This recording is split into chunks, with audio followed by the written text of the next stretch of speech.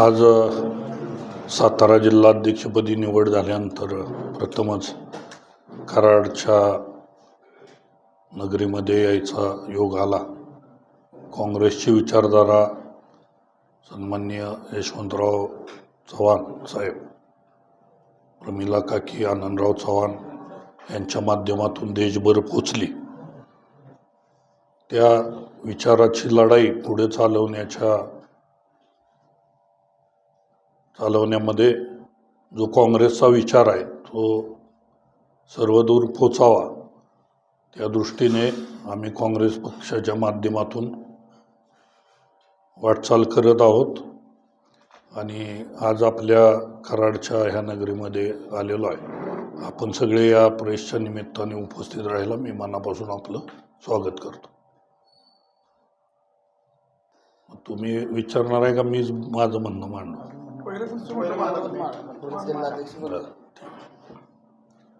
सातारा जिल्हा काँग्रेसची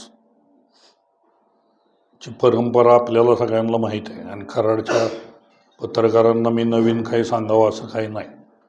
परंतु जिल्ह्यामध्ये जी परिस्थिती तयार झालेली आहे त्या परिस्थितीमधून एक संक्रमणाचा काळ आहे. परंतु गेल्या 7-8 दिवसात किंवा त्याच्या अगोदरच्या एक 15-20 दिवसामध्ये आम्ही सातत्यानं जिल्हाभर लोकांशी बोलत होतो, लोकांशी चर्चा करत होतो.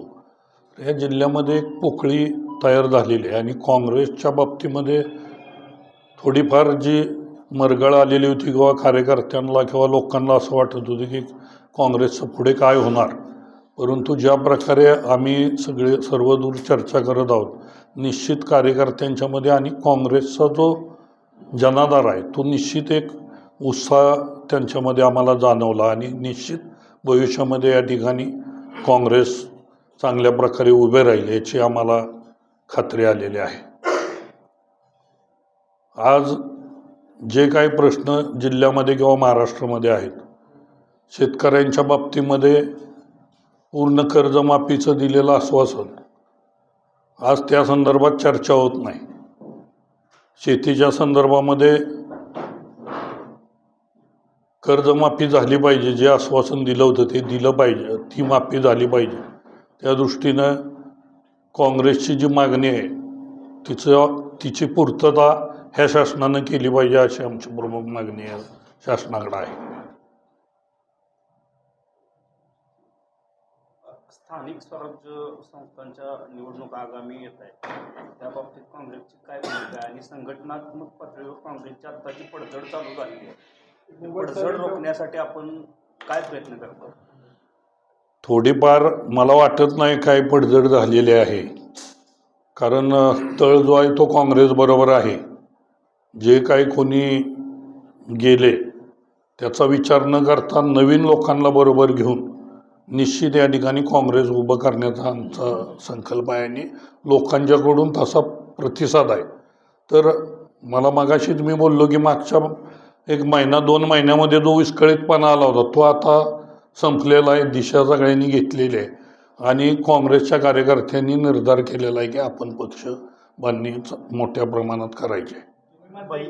पडझड झाली नाही तर तुमच्या बरोबर आहे, पण आज तुम्ही कर्नाटकमध्ये आहे. कर्नाटक काँग्रेसचा तसा अजून पण बालेकिल्ला म्हणावा अशी स्थिती होती, पण आता तुमच्याच कार्यकारिणीचे पदाधिकारी पण दिसत नाहीत आजच्या बैठकीला. कोण सगळे आहेत की कोण नाही? कोण आता आमचे दोन्ही तालुका अध्यक्ष आहेत, शहर प्रमुख आहेत, जिल्हा काँग्रेस कमिटीचे सगळे पदाधिकारी आहेत. उत्तरेचे अध्यक्ष आमचे आहेत, त्यांचे वडील आजार आहेत, त्याच्यामुळं ते येऊ शकलेले नाहीत. परवा त्यांच्यासोबत कार्यक्रम आहे वाटारला आमचा. आता महत्त्वाचा प्रश्न होता की भाऊ भाजपमध्ये प्रवेश करणार आहेत, अशा भरपूर बातम्या वगैरे तयार झाल्या होत्या. नेमकी काय स्थिती आहे? भाऊ प्रवेश करणार आहेत का काँग्रेसमध्येच राहणार? हे सगळं एकदम चुकीचं आहे आणि ह्याला कुठलाही आधार नाही आणि ते तसं होणं शक्य नाही. अशा बातम्या मी सांगितलं ना मागच्या 1 महिन्यापूर्वी प्रत्येकाबद्दल उठत होत्या. अगदी माझ्याबद्दल सुद्धा चर्चा होत्या. ह्या चर्चा नुसत्या चर्चा आहेत, त्यामध्ये आता काही राहिलेलं नाही.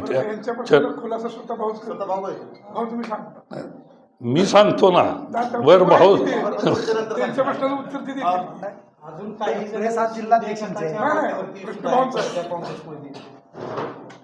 हे बघा, कोणी कुठल्याही पक्ष सोडून कुठेही जाणार नाही. भाऊ नक्की मग ते पदाधिकारी आज का हजर नाही? कोण हजर नाही मला नाव घेऊन सांगा. पैलवान नाना पाटील आहेत, सर चिटणीस आहेत जिल्ह्याचे. नाही ना, ते त्यांनी सांगितलं निरोप दिलाय. अध्यक्ष आहेत तालुक्याचे. हा निरोप दिलाय त्यांनी. नाना पाटील सर चिटणीस आहेत. नितीन थोरात तालुक्याचे उपाध्यक्ष नितीन थोरात आहेत. तालुक्याचे उपाध्यक्ष आहेत. शिवाजीराव मोहिते आहेत. आता ते वैयक्तिक कारणामुळे त्यांच्या काय अडचणी आहेत त्यामुळे आलेले नाही आहेत. असे बराच गट आता शिंदे गटामध्ये जाणार आहे असं चर्चा आहे. अहो मी सांगतो ना, ही सगळ्यांच्याबद्दलच चर्चा होते, अख्खं रोज चर्चा आहे. आणि मी तुम्हाला परत एकदा सगळ्यांना सांगतो, तिकडं कसं आहे दुसऱ्या पार्टीमध्ये ते आतमध्ये घेईपर्यंत या या या या या सगळ्यांनी काय पण करून एकदा आत घेतलं की कोणाकडेही बघितलं जात नाही. त्यामुळं सगळे विचार करून कोणी पक्ष सोडणार नाही, सगळे पक्षाबरोबर राहणार आहे. आगामी स्थानिक निवडणुका आहेत, महापालिका, पालिका आणि ज्या काही जिल्हा परिषद पंचायत, तुम्ही महाविकास आघाडी म्हणून लढताना कसं नियोजन झालंय, करणार आहे का स्वतंत्र? आता हे बघा, हा वरिष्ठ पातळीवरून निर्णय होईल, परंतु ज्या ठिकाणी आम्हाला शक्य आहे त्या सगळ्या ठिकाणी आम्ही काँग्रेस पक्ष स्वतःच्या चिन्हावरती लढेल. जर स्थानिकला एखाद्या ठिकाणी त्या ठिकाणच्या नेत्यांची चर्चा झाली तर एकत्र येऊन अजून महाविकास आघाडीचं धोरण ठरायचं आहे, काय होणार काय नाही. तुम्ही काँग्रेस विचार सोडून मध्ये उद्धव ठाकरेंबरोबर गेला होता. आता तुम्ही चांगला प्रश्न विचारलेला आहे, पण तत्कालीन परिस्थितीमध्ये मी NSUI-पासून काँग्रेसचं काम करत होतो, परत जिल्हा युवक काँग्रेसचा अध्यक्ष होतो. आणि तत्कालीन स्थितीमध्ये मला कशा प्रकारे पक्ष सोडायला लागला आणि बाहेर जावं लागलं हे सगळ्या जिल्ह्याला माहिती. त्याच्यामध्ये जर खोट असती तर मला जिल्हाध्यक्ष केलं गेलं नसतं, हेच मी आपल्याला सांगू इच्छितो. तुम्ही जे मागाशी म्हणलात की दुसऱ्या पक्षात गेले की परत विचारत नाही, असा काही तुम्हाला अनुभव आला का? म्हणून तुम्ही परत काँग्रेसमध्ये? नाही, माझा विषय नाही सांगत, आत्ता जे चाललंय ते मी सांगतोय. भैया, काँग्रेसनं या सातारा जिल्ह्यात पहिल्यापासून वर्चस्व गाजवलं, मात्र सध्या पक्ष संघटनेत सुद्धा तुमच्या बदल करण्याची गरज वाटते का? कारण तेच कार्यकर्त्यांना नाही, आता नवीन अध्यक्ष म्हणजे नवीन सगळी प्रक्रिया होणार आहे. सगळ्या कार्यकारिणीची, तालुकाध्यक्ष, सगळी प्रक्रिया नवीन होणार आहे आणि जुन्या नव्यांना एकत्र घेऊन आम्ही सगळ्यांना संधी देणार आहे. सातारा जिल्ह्यातल्या किती जिल्हा परिषद मतदारसंघात काँग्रेसची तयारी सुरू आहे? हे बघा, अजून जिल्हा परिषदच्या निवडणुकीची प्रक्रिया पुढच्या महिन्यापासून चालू होते. आम्ही सगळीकडेच तयारी करणार, आम्हाला थोडा वेळ द्यावा. मी चार्ज घेऊन म्हणजे आज पहिलाच दिवस आहे, प्रत्येक तालुक्यात आम्ही जातोय. एक तालुका झालेला आहे, आज दुसरा तालुका आहे. सगळीकडे फिरून आल्यानंतर मी याचं उत्तर देईल. जिल्ह्यात भाजपचे आमदार काँग्रेस सातारा जिल्हा काँग्रेसच्या बालेकिल्ला होता. आत्ताची अवस्था अशी आहे, तुम्ही मान्य करा नमकार आहे, इतिहासात सगळ्यात वाईट दिवस सातारा जिल्ह्याला काँग्रेसचे. अशा परिस्थितीत तुम्ही सूत्र हातात घेतले, तुम्ही काय नियोजन केलंय का असं वाटतं? निश्चित हे मोठं आव्हान आहे आणि निश्चित ह्या आव्हानाला सामोरं जायची आम्ही तयारी ठेवलेली आहे आणि सगळा विचार करून अध्यक्षपद घेतलेलं आहे. तुमच्या पक्षात बरेच जण काँग्रेस मधले किंवा राष्ट्रवादीमधले भाजपमध्ये जात आहेत, एकनाथ शिंदे बरोबर जात आहेत. तुम्हाला तशी काही संधी आली किंवा ऑफर आली होती तरी पण तुम्ही नाकारली, असं काय झालं? हे बघा, मी त्या विषयावर बोलणार नाही. प्रत्येकाबद्दलच चर्चा उठवल्या जात होत्या. तुम्हाला ऑफर काय आली? नाही, तो मला कुठली ऑफर आली नव्हती, मला कोणी काही सांगितलेलं नव्हतं. परंतु चर्चा ही प्रत्येकाबरोबर जाणीवपूर्वक केली जाते. काँग्रेसच्या तळागाळात राष्ट्रवादीमध्ये इथले स्थानिक मोठे नेते त्यांना रोखण्यास कमी पडले. मला असं वाटत नाही कोण कमी पडलं, कोण काय झालं. सगळ्यांनी प्रयत्न केलेले आहेत. शेवटी ज्याचा त्याचा वैयक्तिक निर्णय तो त्यांनी घेतलेला आहे. काँग्रेसच्या तळागाळातले कार्यकर्ते आहेत, त्यांचे प्रश्न सोडवले जात नाहीत संघटनात्मक पातळीवर. त्यांना सत्ता नसल्यामुळं तरी अनेक अडचणींना सामोरं जावं लागतं. मग अशा परिस्थितीत आपण काय नियोजन केलेलं? हे बघा, ही विचारधारेची लढाई आहे. आता विचारावरती जे टिकणार आहेत तेच काँग्रेस पक्षाबरोबर येणार आहेत. ज्यांची विचारधारा बदलेल ते बरोबर येणार नाही. त्यामुळे आता इथून पुढं काँग्रेसला संघर्षच करावा लागणार आहे.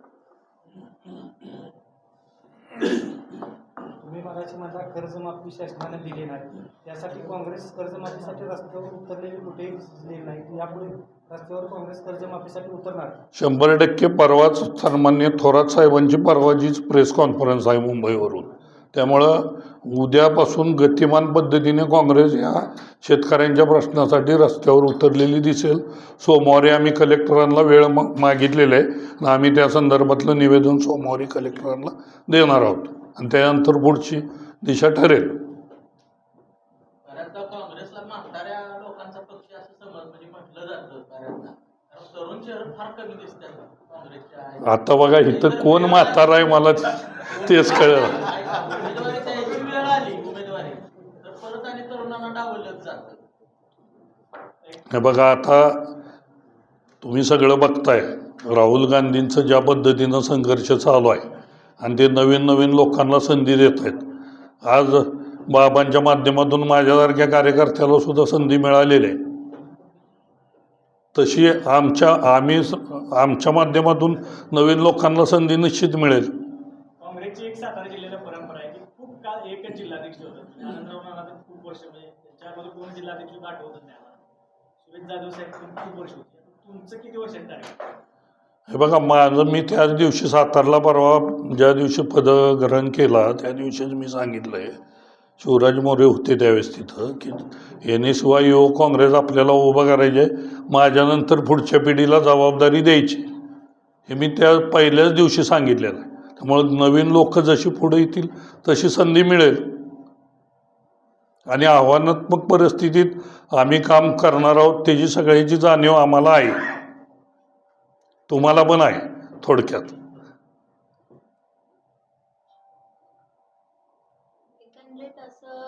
सगळं स्ट्रक्चर आम्ही बदलतोय. आम्हाला एक थोडा 15-20 दिवस द्या वेळ, तोपर्यंत ही एक आमची संघटनात्मक बांधणी होईल आणि तळापर्यंत आम्ही पोचू.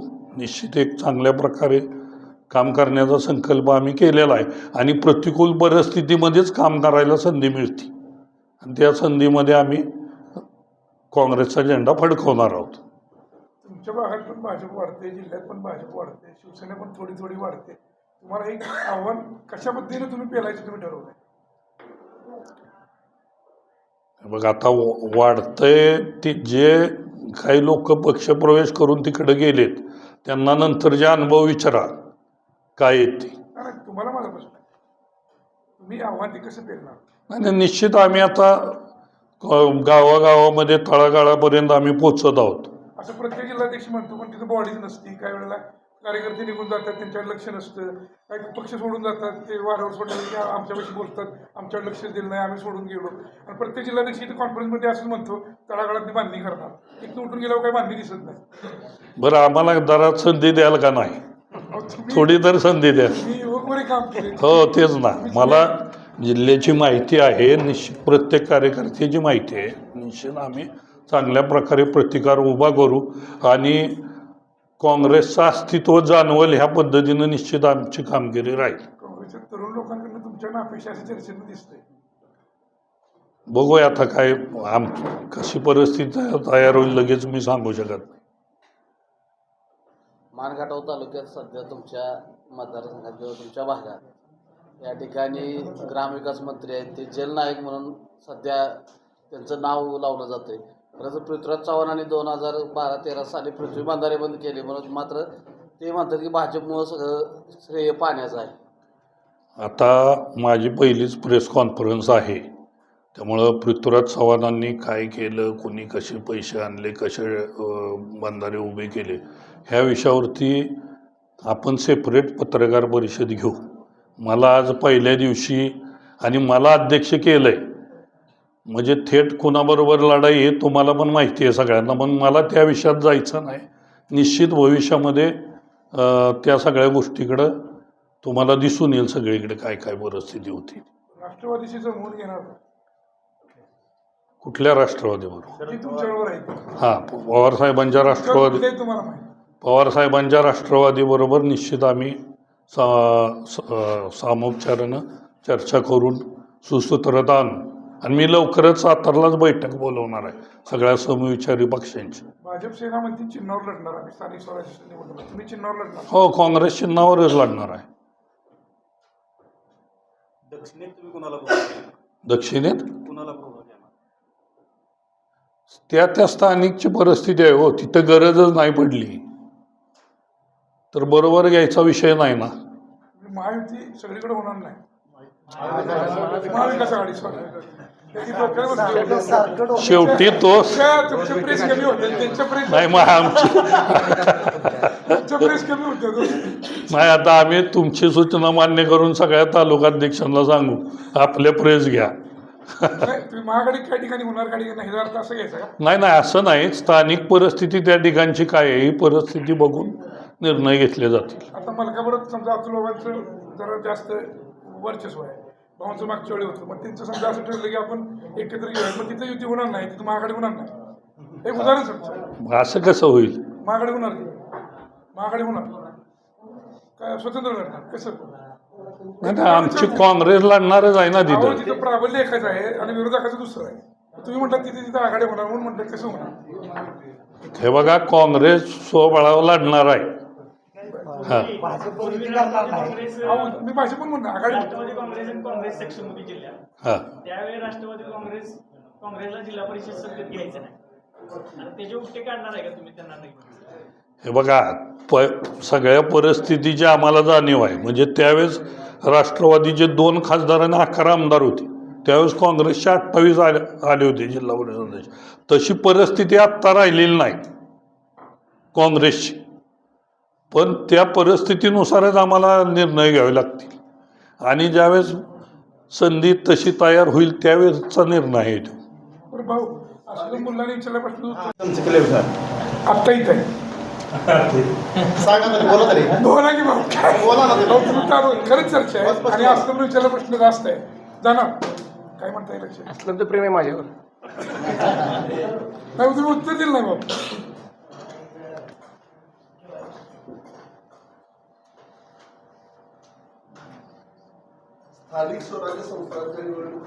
निर्णय घ्यायचा आहे.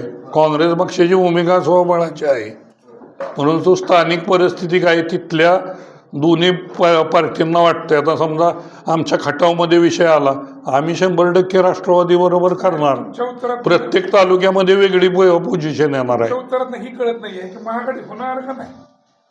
तुमच्या उत्तरात ती लक्षात येत नाही. कसं? महाआघाडी होणार का? आता इथे तुम्ही म्हणताय त्यांनी म्हटल्याप्रमाणे इथे ताकदीचं तुम्ही आहे, तुम्ही सोबळावर आणला, मग तिथे राष्ट्रवादीवाल्यांनी काय करायचं? नाही नाही, असं आहे. नेमके तुमचं उत्तरच मिळत नाही त्यात. नाही. महाआघाडी होणार का नाही परिस्थितीनुसार ठरणार. असं सांगा. हा, त्या ठिकाणी राष्ट्रवादी बरोबर प्रत्येक ठिकाणी चर्चा केली जाईल.